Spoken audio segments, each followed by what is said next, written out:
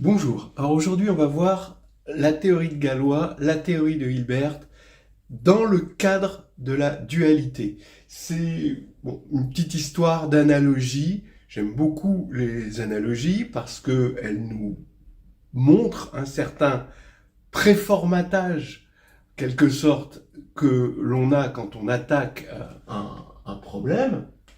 Et ici, on va voir que la théorie de Galois, la théorie de Hilbert suivent un format qui est celui de la dualité. On voit ça dans un tableau à double entrée. Voilà. C'est important, la dualité, c'est extrêmement fécond. C'est, si vous voulez, une façon, par exemple, quand vous écrivez l'équation phi de x égale 0, c'est une façon de le voir en disant on regarde les x qui sont annulés par phi, mais aussi les phi qui sont annulés par x. Et cet échange nous donne finalement un changement de point de vue qui est extrêmement fécond en mathématiques. C'est l'équivalent au cinéma du champ contre champ, en quelque sorte. Donc on va regarder des histoires de dualité, des histoires de théorie de Galois, des histoires de théorie de Hilbert, je parle du Hilbert-Nullstellensatz. Si vous connaissez, eh ben tant mieux, c'est une bonne chose. Si vous connaissez pas, eh ben tant mieux, c'est une bonne chose, parce que c'est par les analogies qu'on apprend les choses, c'est comme ça qu'on apprend finalement. Alors allons-y. Je pars ici, donc cette colonne sera la colonne des espaces vectoriels. Cette colonne sera la colonne des corps et des extensions de corps, des extensions d'un corps K fixé. Et ici, ce sera le monde des variétés pour cette colonne, où je suppose ici que le corps est algébriquement clos pour faire marcher ma théorie de Hilbert.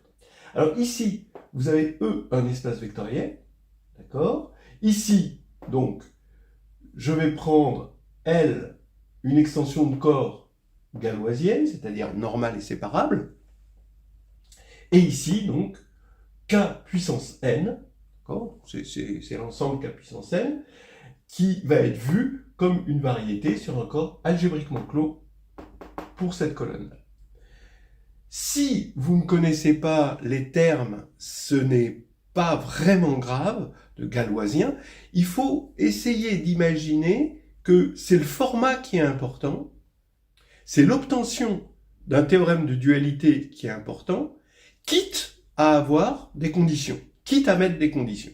Donc, soit vous connaissez les conditions, bon, bah, tant mieux. Si vous les connaissez pas, dites-vous bien que, on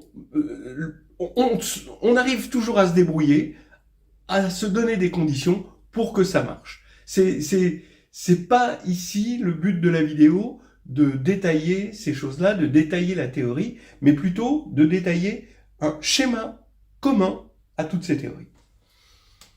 Donc maintenant, il va y avoir l'objet dual, en quelque sorte.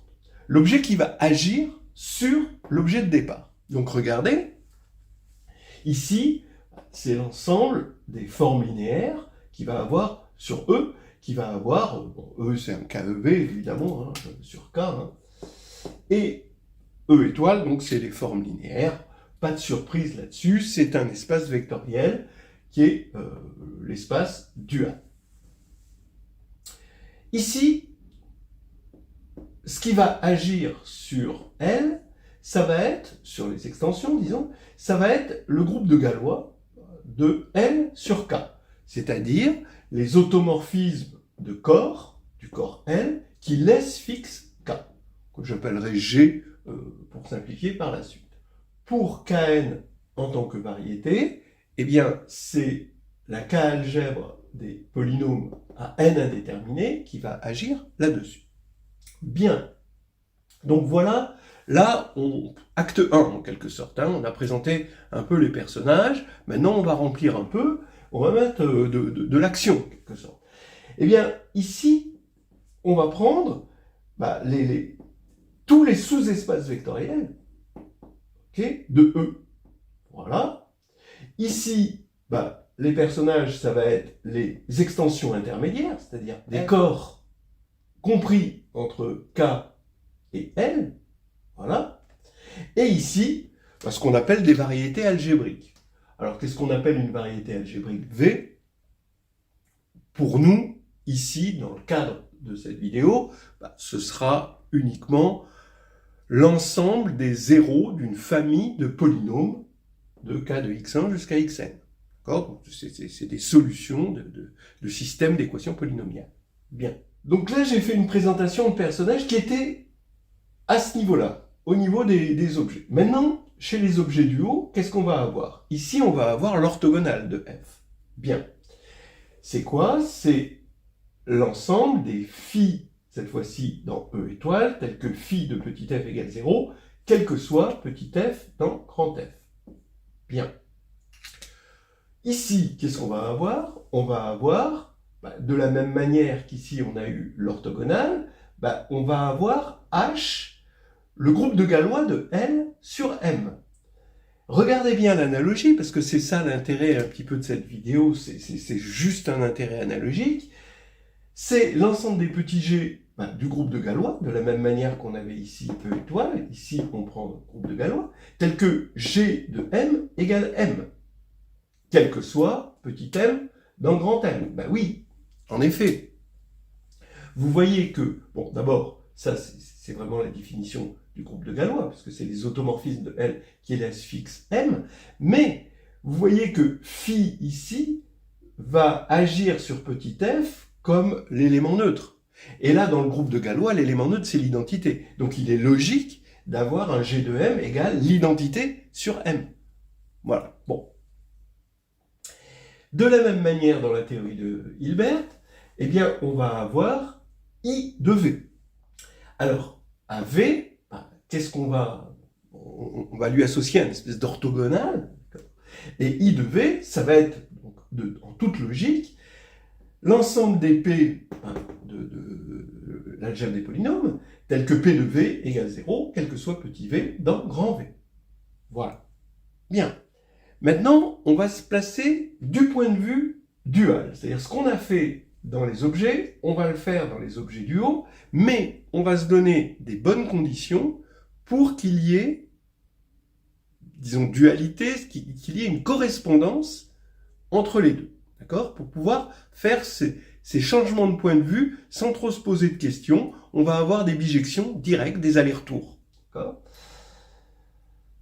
Eh bien, ici, on a phi dans E étoile, il faut prendre des sous-espaces vectoriels. Si je prends juste des parties, je n'aurai pas de bijection.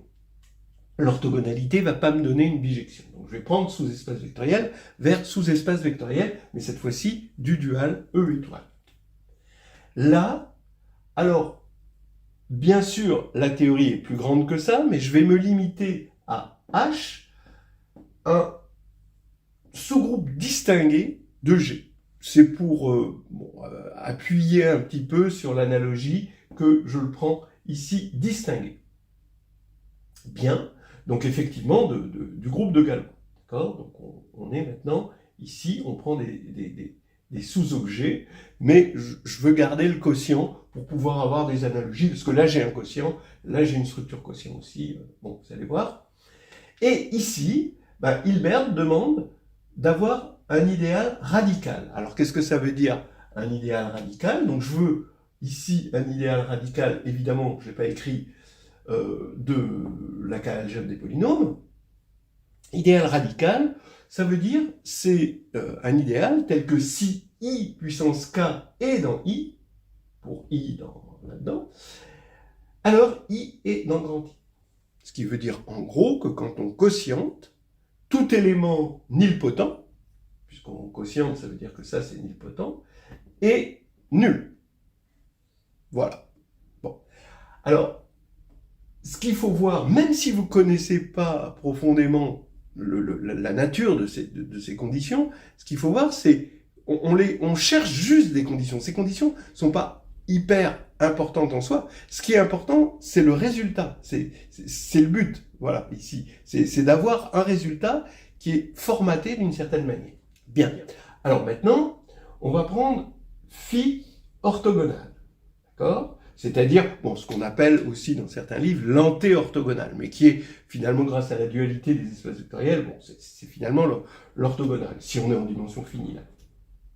Alors, phi, ici, l'anté-orthogonale, c'est l'ensemble, cette fois-ci, des petits e dans grand E, tel que phi de E égale 0, quel que soit phi dans grand phi. Donc ça, bah oui, c'est exactement le changement de point de vue dont je vous parlais, c'est-à-dire cette espèce de champ contre champ mathématique que l'on crée. Bien. Alors, maintenant, ben, on va ici avoir, à partir de H, ben, le LH, qui va correspondre ici à une espèce d'anté-orthogonale ou d'orthogonale. C'est-à-dire l'ensemble des petits L dans grand L, comme on a ici, tel que H, petit h de L égale L, quel que soit petit h dans grand H. Voilà. Et maintenant, dans la théorie de Hilbert, on a la variété associée à I, c'est-à-dire la variété algébrique des petits v dans K puissance n, telle que P de V égale 0, quel que soit P dans I. C'est-à-dire, finalement, la solution d'un système d'équations polynomiales. Maintenant, on a les structures quotients, c'est-à-dire que on a le dual de F qui est isomorphe au dual de E quotienté par F orthogonale. Effectivement, j'ai une application linéaire de restriction qui, à une forme sur E, associe sa restriction à F, et par définition, son noyau, c'est l'orthogonale de F. Et elle est surjective par le théorème de la base incomplète. Voilà.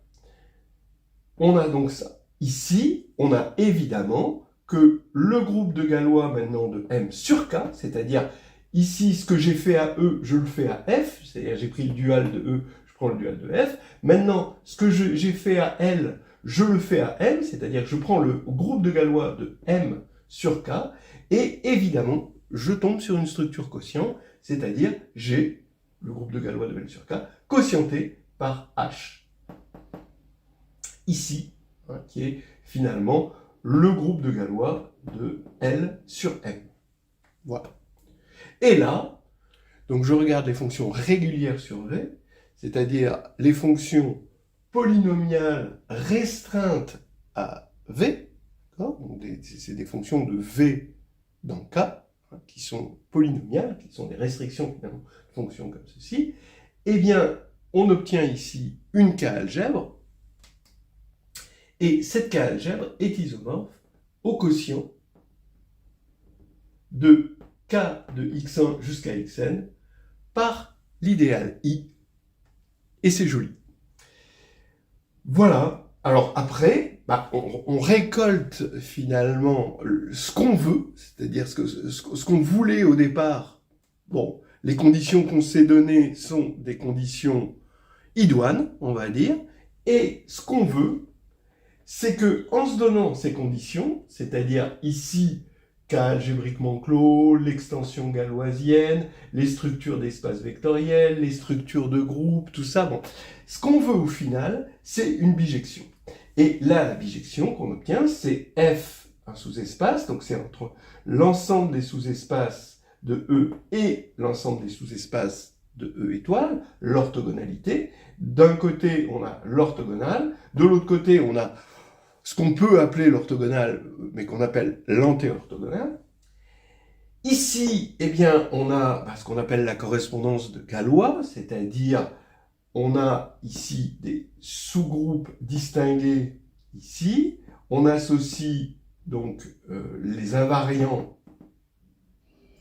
par les sous-groupes, donc qui va avoir une structure de corps, donc on va avoir une extension, et inversement, quand on a une extension intermédiaire, eh bien, on regarde le groupe de Galois de L sur M.